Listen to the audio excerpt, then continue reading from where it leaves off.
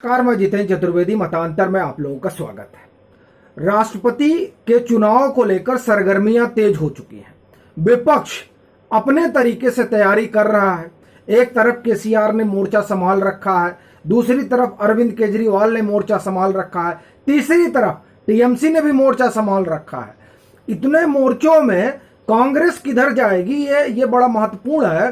क्योंकि कोई भी अगर वो विपक्ष में चाहता है कि वो एक कैंडिडेट बने और कैंडिडेट को सबका समर्थन मिले, तो जाहिर तौर पर उसमें कांग्रेस को होना चाहिए। और चर्चा कपिल सिब्बल को लेकर बहुत तेज है। तो कपिल सिब्बल पर बात करने से पहले हम बात करते हैं भाजपा की, क्योंकि भाजपा जिस तरह की सियासी गोटियां बिछा रही है, उसके बाद यह सवाल खड़ा होता है कि क्या विपक्ष कपिल सिब्बल पर दांव लगाएगा। समाजवादी पार्टी ने तो दांव लगा दिया, उन्होंने तो समर्थन कर दिया, वो निर्दल आए, कांग्रेस छोड़कर आए। और हालांकि चर्चा है कि कांग्रेस छोड़ने और समाजवादी पार्टी से समर्थन मिलने से पहले वो टीएमसी जा चुके थे और वहां ममता बनर्जी ने शर्त रखी कि हम निर्दल तो आपका कोई समर्थन और सहयोग नहीं करेंगे। अगर आप चाहते हैं कि राज्यसभा पहुंचे तो टीएमसी जाओ, आप में शामिल हो, उसकी सदस्यता ले, ऐसा खबरों के हवाले से दावा किया जा रहा है। तो वो निर्दलीय चाहते थे। अब वो निर्दलीय क्या इसीलिए चाहते थे कि राष्ट्रपति या उपराष्ट्रपति के जब जो चुनाव हो रहा है उसमें अपनी दावेदारी ठोक सकें। और अगर वो दावेदारी ठोकते हैं तो विपक्ष कहां खड़ा होगा, उनके साथ या उनके खिलाफ। इसको समझने के लिए यह समझना जरूरी है कि भाजपा क्या कर रही है। चर्चा है कि हो सकता है दक्षिण से भाजपा किसी को लेकर है। देखिए, दक्षिण में भाजपा की नजर है। भाजपा का जो फुटप्रिंट है वो दक्षिण में भी कमजोर है और उसे वो दक्षिण में बढ़ाना चाहती है, अपनी मजबूत उपस्थिति दर्ज कराना चाहती है। उसमें कर्नाटक तो एक जगह है जहां भाजपा बहुत मजबूत है। तेलंगाना में वो अपनी जमीन तलाश रही है, जिसमें आप प्रजा संग्राम यात्रा लीजिए या तमाम तरीके से जिस तरह से भाजपा का शीर्ष नेतृत्व तो तेलंगाना को लेकर खासा गंभीर है, तो वहां वो अपनी संभावनाएं खोज रहे हैं। तमिलनाडु में अगर आप तमिलनाडु में जो स्थानीय निकाय के चुनाव उसमें जो भाजपा की स्थिति रही, और सबसे बड़ी बात जो शैव संप्रदाय है और जिस तरह से काशी का मामला उठा है, ज्ञान व्यापी पर चर्चा हो रही है, ये तमाम चीजें जो हैं वो जाहिर तौर पर भाजपा के पक्ष में जाएंगी। लेकिन सबसे बड़ी चीज ये है कि दक्षिण से उम्मीदवार, ये तमाम चीजें होने के बाद भी भाजपा एक दक्षिण से उम्मीदवार चाहती है ताकि इन तमाम चीजों को मोमेंटम मिले। और उसमें भी चर्चा है कि किसी आदिवासी को बनाया जा सकता है या ओबीसी को। ये दो चर्चाएं हैं। आदिवासी की अगर हम बात करें तो आप तेलंगाना ले लीजिए, आप आंध्र प्रदेश ले लीजिए, आप उड़ीसा ले लीजिए, आप झारखंड ले लीजिए, आप राजस्थान ले लीजिए, आप मध्य प्रदेश ले लीजिए। ये तमाम राज्य हैं जहां अच्छी खासी आबादी है आदिवासी समुदाय की। और भाजपा इनमें से अगर हम तेलंगाना की बात करें, राजस्थान की बात करें, झारखंड की बात करें, आंध्रा की बात करें, तो यहां भाजपा अपनी आप एक तरह से कहिए कि तेलंगाना को अगर आंध्रा को अगर हम अलग कर दें तो बाकी जगह भाजपा अपनी मजबूत वापसी चाहती है। तो इस लिहाज से ये लगता है, ऐसा लगता है कि हो सकता है आदिवासी को लेकर किसी उम्मीदवार को उतारे। और दूसरा एक ये भी मामला है कि ओबीसी, आप फिर अगर आप तेलंगाना, आंध्रा या आप दक्षिण की पॉलिटिक्स में देखें या आप उत्तर की पॉलिटिक्स में देखें, कहीं की भी उत्तर से दक्षिण तक कहीं की भी राजनीति में देखें तो ओबीसी बड़ा फैक्टर है। आप दक्षिण में आइए, बड़ी तादाद है। आप संयुक्त आंध्रा में देखिए तकरीबन 50% आबादी जो है ओबीसी की है। आप तमिलनाडु में आइए, यही स्थिति है। आप नॉर्थ में इंडिया में देखिए, यही स्थिति है। तो यह माना जा रहा है कि भाजपा इन्हीं दो में से किसी एक पर दांव खेलेगी। तो ऐसी स्थिति में जब भाजपा ये जिसे उम्मीदवार बनाएगी, जैसे पिछली बार जब रामनाथ कोविंद को उम्मीदवार बनाया गया था तो ये एक स्पष्ट संदेश गया था और ये लोग इसको डिकोड भी किए थे कि दरअसल जो भाजपा की पॉलिटिक्स है और जिस तरह से सोशल इंजीनियरिंग कर रही है, उस सोशल इंजीनियरिंग में वो उन तमाम बिरादरियों को राजनीतिक हिस्सेदारी दे रही है जो बिरादरियां कल तक हाशिए पर रही। अगर आप दक्षिण में देखें या आप उत्तर में देखें तो भले ओबीसी डोमिनेटेड पार्टियां हैं, लेकिन उन दलों में जात विशेष को ही राजनीतिक हिस्सेदारी ज्यादा मिली है। आप उत्तर प्रदेश देखिए, आप बिहार देखिए, आप तो ये जो राजनीतिक हिस्सेदारी उसमें जिस तरह से भाजपा ने उन्हें शामिल किया है, उसने भाजपा के आधार को बढ़ाया है। यही काम वो करना चाह रही है दक्षिण में भी, चूंकि दक्षिण में जो ओबीसी बिरादरियां हैं उनकी हिस्सेदारी बहुत कम है। आप संयुक्त आंध्रा में देखिए क्या स्थिति है, कम्मा, रेड्डी, वेल्ला, यही लोग जो है वहां की सियासत में हावी रहते हैं। तो ये इन बातों को ध्यान में रखते हुए ऐसा जान पड़ता है कि भाजपा इसी नजरिए से सोच रही है।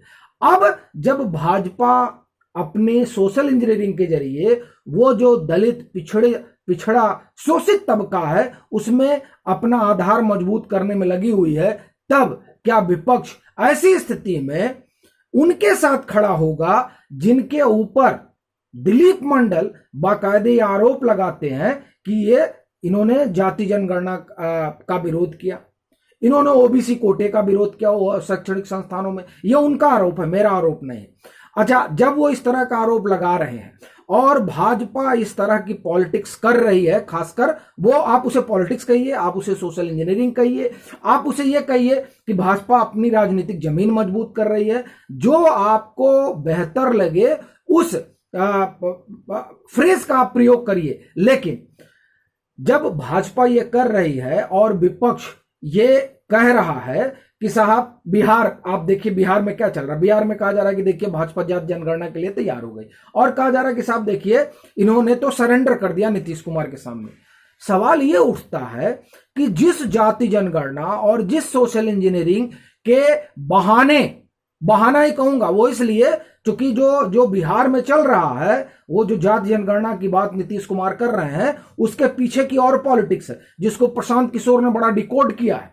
और वो यहां तक कह रहे हैं कि क्यों नहीं करा ले रहे नीतीश कुमार, कौन उनको रोक के रखा है। हम उस मसले पर अभी नहीं जाएंगे, लेकिन सवाल यह है कि जब जाति जनगणना पर यह कहा जा रहा है कि भाजपा ने सरेंडर कर दिया और इसलिए कहा जा रहा है चूंकि ये एक धारणा है, एक परसेप्शन है कि भाजपा हो या संघ हो, वो जातीय जनगणना मतलब जाति के आधार पर विभाजन के बजाय हिंदुत्व के धागे में सबको पिरोना चाहता है ताकि उसकी सियासत मजबूत हो।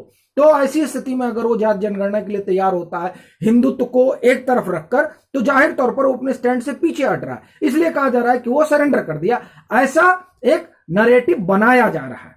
ऐसी स्थिति में आप उसका समर्थन कैसे कर सकते हैं जिसके बारे में दिलीप मंडल का पूरा ट्वीट भरा हुआ है और उन्होंने बाकायदे अखबारों की कटिंग लगा रखी है। तो इसलिए मुझे ये सवाल बड़ा उठता है कि ऐसे में तो विपक्ष अपने पैर पर कुल्हाड़ी नहीं मारेगा, क्योंकि तेलंगाना में चुनाव होने हैं, 50% ओबीसी की आबादी है वहां पर। आंध्रा में भी चुनाव होगा, 50% आबादी वहां भी ओबीसी की है। आंध्रा में भले भाजपा जोर न दे रही हो, लेकिन टीडीपी और पवन कल्याण जिस तरीके से आंध्रा में जगन मोहन रेड्डी को घेर रहे हैं और एनडीए के साथ जाने की वो एक तरह से कहिए कि भूमिका बना रहे हैं, उससे यह लग रहा है कि जगन मोहन रेड्डी हो, केसीआर हो या नीतीश कुमार हो, इनके लिए सहज नहीं होगा कपिल सिब्बल की दावेदारी का समर्थन करना। समाजवादी पार्टी का जो स्टैंड वो आप देख रहे हैं, इसीलिए कहा जा रहा है कि उन्होंने अपने पैर पर कुल्हाड़ी मार ली। तो क्या विपक्ष भी इनको समर्थन देकर अपने पैर पर कुल्हाड़ी मारेगा ऐसी स्थिति में, जब वो जो पिछड़ा और दलित तबका आप जिसे कहिए उसके इंटेलिजेंसिया में, और वैसे भी इंटेलिजेंसिया में बड़ा नाम दिलीप मंडल का है, और वो जब इस तरह के फैक्ट्स रख रहे हैं कपिल सिब्बल को लेकर। ऐसी स्थिति में वो तमाम सियासी दल जो या तो जाति के आधार पर बने हैं या फिर दलित, पिछड़ा, शोषित इसकी पॉलिटिक्स करते हैं और इनके वोट पर अपनी सियासत चमकाते हैं, वो लोग क्या इनकी, अगर कपिल सिब्बल दावेदार होते हैं तो उसका समर्थन कर अपनी राजनीतिक जमीन खिसकाएंगे और अपना पैर कुल्हाड़ी पर दे मारेंगे? मुझे ऐसा नहीं लगता है। और अगर ऐसा हुआ तो आप ये समझिए कि भाजपा के लिए फिर तो एक अलग तरह की परिस्थिति बन जाएगी, क्योंकि भाजपा ये कहने के लिए हमेशा तैयार रहेगी कि देखिए किस तरीके से विपक्ष ने आपको ठगा, जैसे कि अभी भी कहती है उत्तर प्रदेश में वो कहते वो गैर यादव को जोड़ा जाता है। आप महाराष्ट्र में आइए तो वहां गैर मराठाओं को भाजपा जोड़ती है। आप हरियाणा में जाइए तो गैर जाट को भाजपा जोड़ती है। तो और अब आप तेलंगाना में आइए तो वहां वो ओबीसी को लेकर चल रही है। तो इस तरह, और आप तमिलनाडु में जाइए वहां भी इसी तरह की परिस्थितियां हैं। तो मुझे नहीं लगता है कि विपक्ष इस तरह का कोई कदम उठाएगा। हाँ, ये हो सकता है कि कपिल सिब्बल किसी और के लिए एक भूमिका बनाए, जैसा कि उन्होंने इंटरव्यू में कहा भी है, इंडियन एक्सप्रेस में संभवतः इंटरव्यू मैंने देखा कि जो हम भाजपा के खिलाफ एक मोर्चा बनाएंगे। हाँ, ये हो सकता है कि उस मोर्चे में वो सीमेंटिंग फोर्स बने, लेकिन अगर ये कहा जाए कि वो उम्मीदवार होंगे और विपक्ष उनके दावेदारी का समर्थन करेगा, तो मुझे लगता है जो सियासत है उसमें ये किसी भी विपक्षी दल के लिए मुफीद नहीं बैठेगा, इसलिए वो उनके साथ तो खड़ा नहीं होगा। अभी के लिए फिलहाल इतना ही। अगर आप मतांतर से नहीं जुड़े हैं तो जुड़िए, वीडियो को लाइक कीजिए, शेयर कीजिए और अपने सुझाव जरूर साझा कीजिए।